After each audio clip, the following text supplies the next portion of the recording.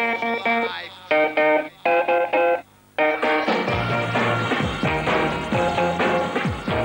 hot cup of tea. You can see the steam from the tea is actually rising up, and that gives me an idea, because the first man-made flying machine was a hot air balloon. We're going to have a go at making one now using a bin liner and a toaster.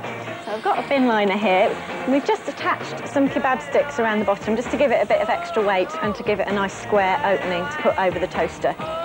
So if we just bring that over there now. We need to just hold it up to help it fill up with hot air. And what we're doing is obviously heating all the air inside the balloon, and hot air is actually less dense than normal temperature air. That means it's just spread out more. So in fact it's lighter. So once we've filled the bag with hot air, it should rise up and we should have made our very own hot air balloon. Here we go then.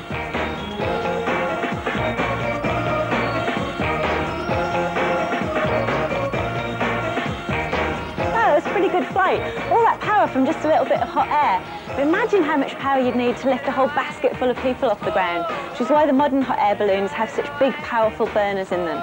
Now remember though, if you do want to try this at home, make sure you've got some proper adult supervision, as the toasters can be a bit dangerous.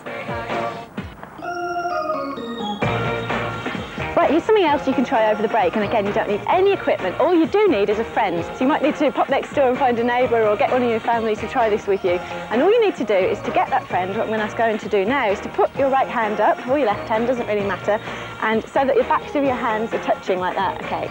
Now what you're going to do is try and get your friend to follow your hand as you move it around at random. Okay, so let's just try this here then. It's really hard, isn't it? Really tricky. Yeah, very hard to do. Give it a try during the break, but to make it easier, what you need to do is try it again, but this time get the person who's following your hand to close their eyes. All right, and we're going to try it again, okay? And they should be much better at it this time. Give it a try and we'll explain what's happening after the break. Okay, did you try it? You must have found that it was a lot easier when the person closed their eyes. And that's because when your eyes are open, they automatically become the dominant thing that provides information to your brain. So your eyes are actually confusing you quite a little bit. If you close your eyes and take away that confusion, you then rely just on the feelings in the back of your hand, and it becomes much easier to follow the movements. Give it a try. Okay, we're going to try something a little bit different. We've rigged up a giant pendulum here. We've got a 10-pin bowling ball attached to that bridge up there, and I'm going to try and find out how much energy it has in each swing. So in a moment, I'm going to let it go. I'm just about here touching my nose, and I hope, in fact, I'm pretty sure that it won't come back to touch my nose. So let's give it a try.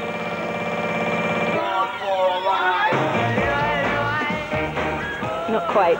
It's about 6 inches away, I think. So what we saw there was the ball actually lost some energy because it travelled a certain distance, which meant it lost some of its energy. So when it came back, it didn't come back the whole distance.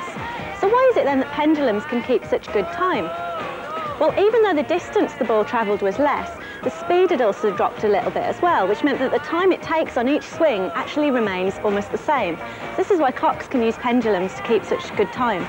So what we're going to do to test this out is measure the speed of the pendulum, and to help me do that I've got John from the South Wales Police. Now John, how are we going to measure the speed? Well, the problem is, Wendy, I'm going to have to use a laser gun to measure the speed of the ball. Okay. Unfortunately, it's a round surface. Right. So what we need to do is put a flat surface on there, and for that reason I've brought a piece of card with me. Brilliant. So we attach that on there. there. Let's just stick it on there a then. nice flat surface. Okay. Brilliant. That be okay? Yep. All right, let's go for it. Right, so we've got one of the first swings there. His ball's moving quite fast. How fast was it going?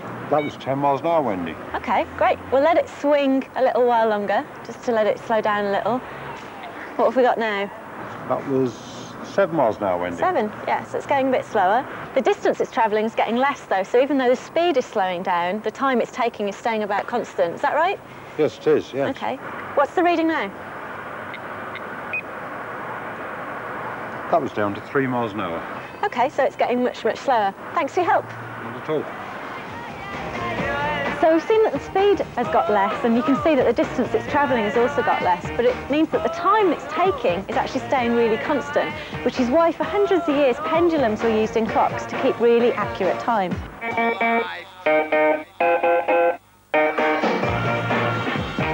We're going to have a look at some something really cool now. We've got some liquid nitrogen here. Now, you usually find nitrogen in the air. It's about 90% of the air around us. But when you cool it down, you can turn it into a liquid. Now, the stuff in here is very, very cold. It's about minus 196 degrees, so it's really cold. So you have to be careful to wear the safety goggles and gloves, because if it got on your skin or in your eyes, it could give you serious frostbite. And what we're going to do is we're going to pour some of this liquid into this tin here and pop the lid on. Now, when it turns back into a gas, it gets 700 times bigger than it was as a liquid. So we're going to find out what happens. Okay, let's take the lid off here. Now, it's very, very cold.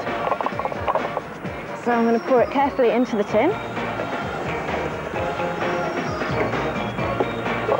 Now, the mist you can see coming off is actually water vapour condensing because it's so cold, so it's like a cloud really coming off there. And what I'm going to do is to just seal the lid on. And you can see when it got so much bigger, the pressure was so much that it just blew it straight off. Let's try it again. Quite loud as well. And that will carry on doing that until all the liquid evaporates back into a gas. Right, here's something you can try for yourself over the break. Take a piece of paper, script will do, roll it up into a tube, quite loosely, so it's about the same diameter as a toilet roll. In fact, you could use a toilet roll if you like.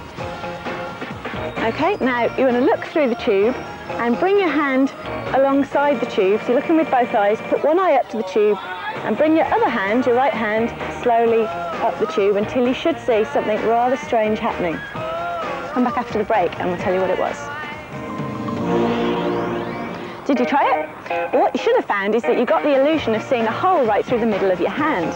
And that's because each of your eyes takes a slightly different view of the world. Your left eye is actually looking down the tube at what's at the end of the tube, and your right eye is actually looking at the hand. And when your brain puts these two images together, you see a combination of the two, and you seem to be looking at a hole through the hand. Let's try something else.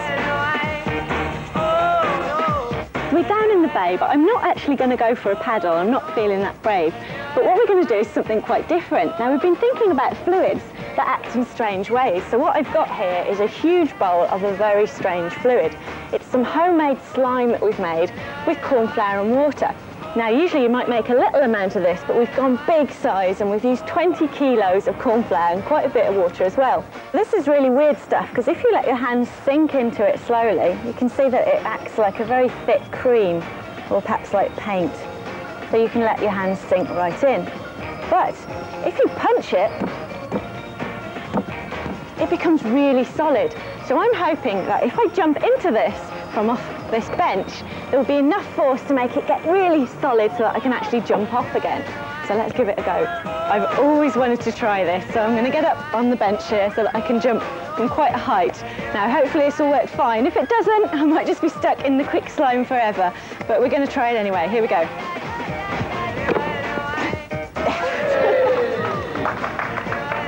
And just to prove we didn't cheat, this time I'm going to jump in and not jump out. So here we go. Oh. Nice. And just like quicksand, you can see if I try and pull my feet out, they just won't come. So I'm a bit stuck, really. Give us a hand, lads.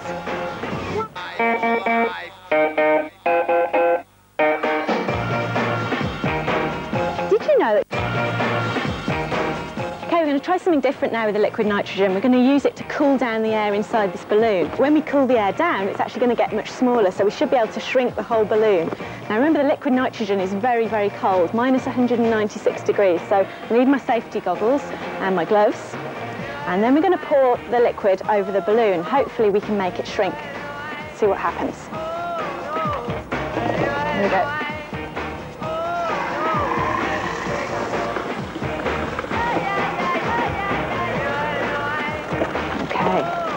Right, and the balloon has almost disappeared, and you can probably hear that it sounds a bit like a plastic bag. It's very crinkly, so it's changed quite a lot. If I pull it out of the bowl now, you'll see that it's shrunk right down, and I can blow it up from the outside.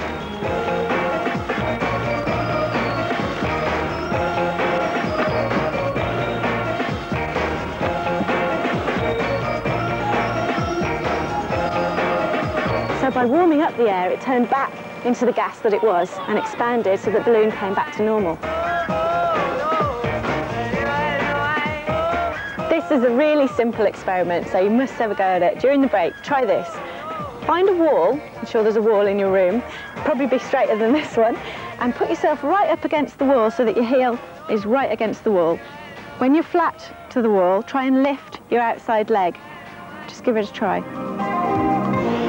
Okay, you probably find that no matter how hard you try, you just couldn't lift that outside leg. What's going on? Well, with human beings, your centre of balance is about in your middle there, and that needs to stay above your feet at all times. So if I try and lift my outside leg away from the wall, you'll feel and you'll notice that I start to move slightly this way to keep my balance above my feet. Now, if you're against the wall, you can't do that, so your body's telling you not to lift your leg because it knows that you'll fall over. You can try a similar thing by putting your back to the wall. Again, make sure your heels are against the wall and try and touch your toes. And again, you should find that that's pretty hard to do, in fact, almost impossible, because normally when you touch your toes, you need to put the bottom half of your body out in the other direction to keep yourself balanced. So touching your toes against the wall is pretty impossible. I'm going to do a really simple experiment about energy using these two balls here. First of all, the basketball. Now, if I drop it from this height, you know that it's not going to come right back up to the height of my hand. In fact, it only comes about halfway. It loses that much energy. Let's try it with the tennis ball, same thing. It only comes about a third of the way up, so it loses even more of its energy.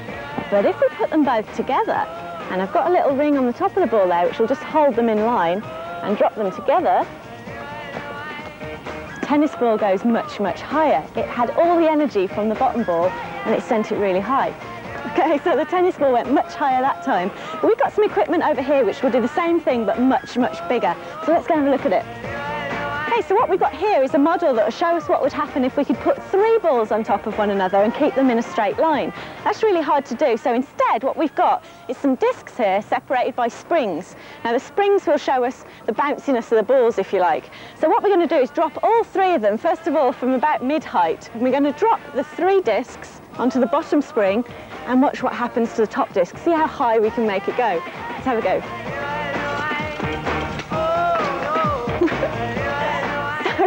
Quite a height there, but you might have noticed that the bottom disc didn't actually move much at all, because all the energy from its collision, if you like, went straight into those top 2 discs, but mainly the top one, which went way up into the sky there. Let's try it again maybe, just one last time. This time we're going to try really high up and see how high we can get that top disc to go. And I might retreat a little bit here in case it goes very high. Okay, here we go. Quite a good height. All that energy went straight into the top disc and you could see how high it reached. Amazing.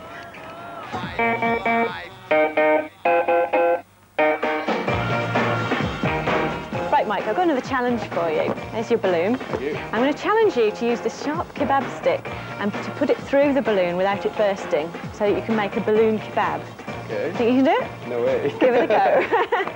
Go on, and see if you can push it through the balloon. Whoa! Okay, I thought that might happen.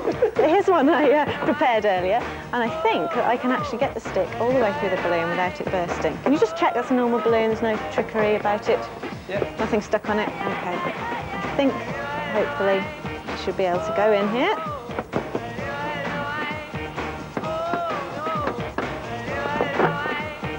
And out the other end, where it's also quite thick. And there we have a balloon kebab. Excellent, thanks. Probably noticed that where I put the stick in was right at the top of the balloon, whereas if you held it up to the light, you would see that there's a dark sort of circle there, which is where the rubber is quite thick and it's not stretched out as much as it is at the sides. So as long as you can get the stick in quite firmly at that point, you should be able to get it out and through the other end where the rubber is thick without it bursting. Here's an experiment that you might have already tried this morning without realising it. What you need to do during the break is to just nip up to the bathroom and give your teeth a quick brush, okay? Use plenty of toothpaste, get them nice and clean. Now when you come back downstairs, take a sip of orange juice and describe to yourself what it tastes like now. Come back after the break and we'll explain what's going on.